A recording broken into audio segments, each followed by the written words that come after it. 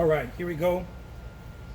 Let's do this. Ready to do a painting with the world's greatest living artist. Kapow! Yeah, baby. Let's do this. Okay. Here comes the world's greatest living artist. Yeah. I'm doing a portrait. Okay, guys, for those of you who are like, I can't stand you calling yourself the world's greatest living artist, I want to tell you something, guys, okay? Because I heard this a couple of times already. Maybe more than a couple of times. You got some work to do on deservingness. I know, because I used to have the same belief. Why would I think I'm great? Why would I even go as far as saying I'm so great, I'm the world's greatest? Why would I do that? Well, I used to have a big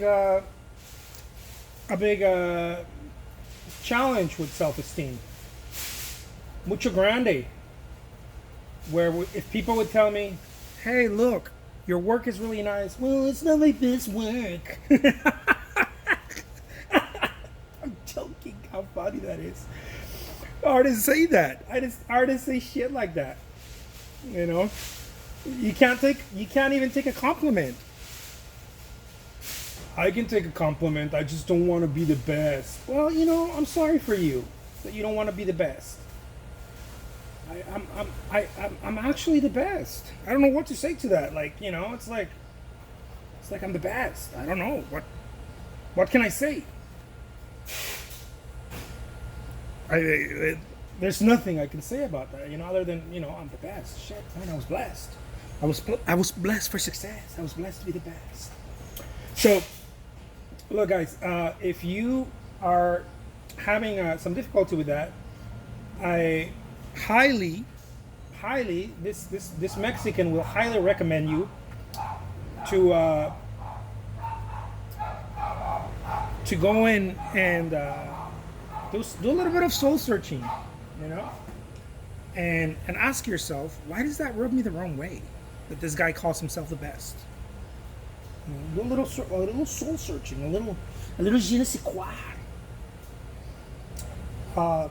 When I started doing a little soul searching on that, because it used to bother me when artists were doing great stuff and they were like telling me that they were selling their work, or that they got, you know, they were having some sort of success, or that they just felt great about their work. I was like, there's no way.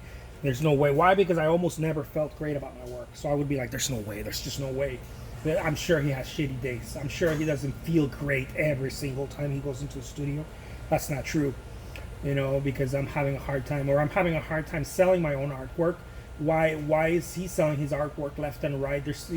He's doing something wrong. He's probably giving it away. It's probably some you know, some fraud or some, you know, shit like that, you know. And you hear that a lot. You hear that a lot from a lot of artists that are like, someone's doing great, and they don't even want to go to their shows. Someone has high self-esteem or calls themselves, you know what, I'm actually the best in town. I'm actually the best artist in town. You know, whether I say I'm the best artist in town, the best artist in the United States, the best artist in the country, the best artist in the world, it's gonna rub someone the wrong way. I just know it.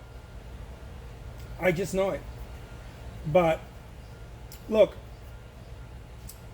if you have a hard time with that, you need to ask yourself, why do I have a hard time with that? Because I don't. And people that buy my artwork don't either. They actually love that I call myself the world's greatest living artist. They're like, oh my God, this dude. Why? Because they're putting their eggs in my basket, right? Does that even make sense? I don't even think that's a saying. Anyways, they're betting on this horse, right? So they're like, dude, please be the world's greatest living artist so that my investment goes up in value with your paintings, right? The paintings they bought. And so So I assure them, I'm like, dudes, dudettes, people, I am the world's greatest living artist. And the investment you're making is so damn worth it. Because who would you rather buy your artwork from? If you're trying to buy artwork because you love it or because you want to invest in an artist or whatever, for whatever reason, who would you rather buy it from? From some random dude that's like, yeah, well, I paint. I tried getting into that art competition, but being an artist is tough, man. Being an artist is so tough. It's such a tough career. Oh no. Or would you rather buy it from the guy who's like, dude, I'm the world's greatest. You came to the right place. My artwork actually goes in value every year. Goes up in value. Boom, boom, baby. Because I'm the best. Buying my artwork is like investing in real estate. That's how serious buying my artwork right now is. I know that. I've talked to many collectors, many of them wealthy collectors, who purchased my work. I had a lady purchase over $40,000 in 1 month of my artwork, a single person. Okay. And when I asked, I'm always curious, right? I always ask. I'm like, hey, so just curious, like, what are you gonna do with the work? And she smiles, right? She laughs. She's like, are you kidding? She's like, everything that I purchase is an investment. Everything that I purchase is an investment. I believe in your work. Imagine that. They tell me, I believe in your work. I have a lady who sold her jewelry. She called me and she's like, I've been selling my jewelry. What do you say to someone like that? Don't do that. Please don't do that, because oh my God, what if something wrong happens? What if I don't believe in my own work? Oh, she's telling me I sold all of my jewelry to go buy your work and put it away for my grandchildren because it's going to go up in value. I know that. These are collectors. These are people that collect work. They have an eye for it. Why? Look, guys, the reason why is because I am making my work so available right now. It's extremely available. If you go to eBay, you can find my work. You can find my work at auctions. At auctions starting at $1. It's ridiculous. It's so effing ridiculous that many times I've tried to sell myself out of it and not do it anymore. And I keep doing it. Why? Why do I keep doing it? Because I believe in my work.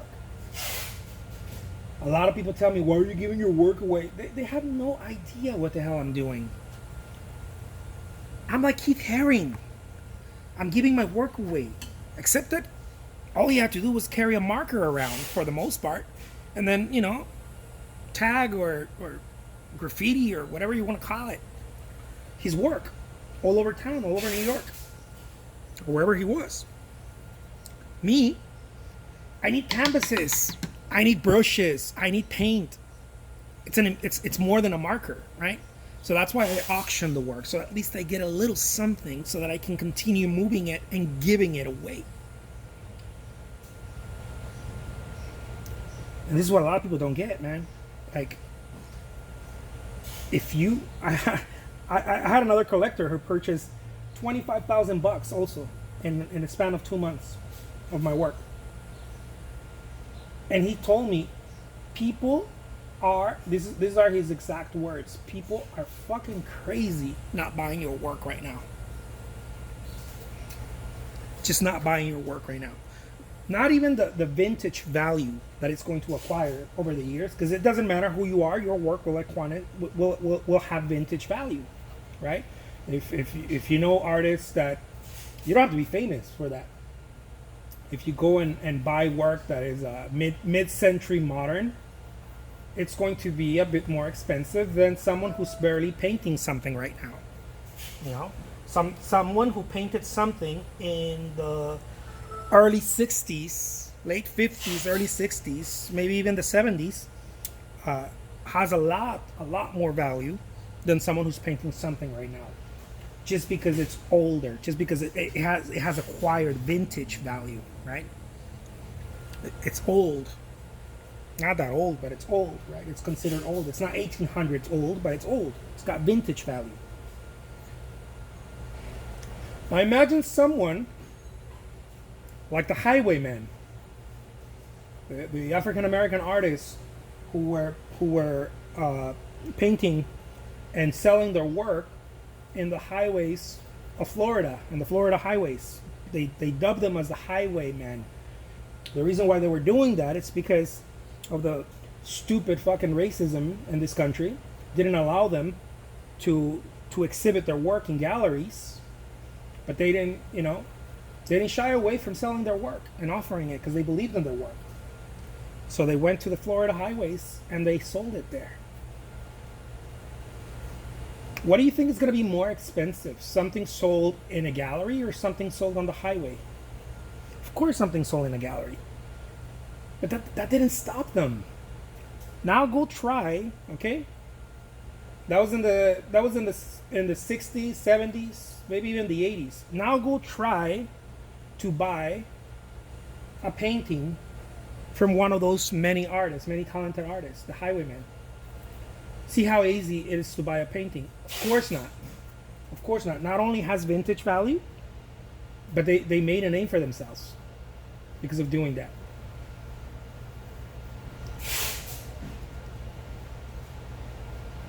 Because they didn't want to abide to the status quo. Right? They went and sold their work. So that sounds a lot to me like some of the stuff that I do. Some of the stuff that I do, selling my work in different places at different price points. Where I get people telling me, "Why are you giving your work away?" I'm not giving my work away. You have no idea what I'm doing. I'm not giving my work away. I'm preparing the ground. I'm preparing the ground. I am making sure that people, lots of people, have my artwork, that it's available. So that when resale time comes, I have people already buying my work just to resell it. Not even as an investment, as a long-term investment that they're gonna keep it there in their family as an heirloom for, I don't know, couple of decades. I got people buying it to resell it right away. I got people thinking they're so smart, they go buy my work. And they are smart actually, but I get rid of most of them anyways, because I like to keep the control of that still. But I get people buying my work and then going and reselling it on Etsy, or going and reselling it on different sites, thinking I'm not gonna see or and whatever, right? Whatever. It's part of the deal. It's part of being an artist, but they're selling it at most of them are very smart, right? A few of them are not that smart, but most of them are very smart. They buy something from me at auction that maybe cost them $100 or so, and they go and resell it for $1,000 somewhere else. I've seen that so many times, and what does that say? Well, it says a few things, but definitely it says, hey, look, people understand the value of the work, and they go and resell it for higher prices. Right? They understand that. They know that. A lot of people know that I am going to make an impact with my artwork. A lot of people know that. Why? For the simple fact that I'm not going away, guys. Like I'm not leaving. There's a lot of artists who go and paint and they do great and they're like, yeah, I have some gallery shows, and then you never hear from them again because they stop producing. Not me. I'm not going to stop producing. I'm not going anywhere. So people understand that. People that are in the business of buying and reselling artwork, they understand that. They pay attention to the person who's not going away. They pay attention to that one. They pay attention to the person who's not only has a few friends or is very famous on Instagram. They pay attention to the person, not only that is famous on Instagram and that kind of stuff, because a lot of people pay attention to that, but the ones that I've encountered, the actual business savvy, a lot of them very wealthy people, what they do is that they look for the person who's extremely prolific, the person who creates work. They look for that person, and then they bet on that person. Why? Because that person has capacity to create. Like me. I've created thousands and thousands of art pieces. I have capacity to create. So lots of people that are in the business of trading art, collectors, buying and selling artwork, are finding out about me. Not through social media, not because I am some, not because I have a couple of 100,000, which I don't, on social media, on Instagram, or not because of that. Collectors have a different type of smell, a different type of, let's call it that, taste.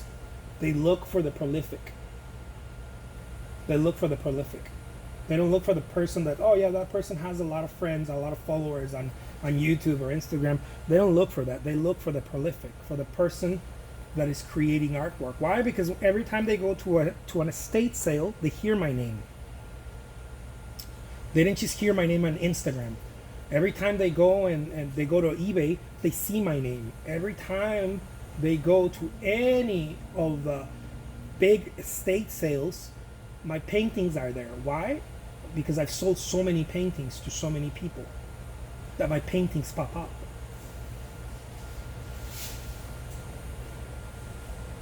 Okay, I'm letting you guys know into a little thing that I do.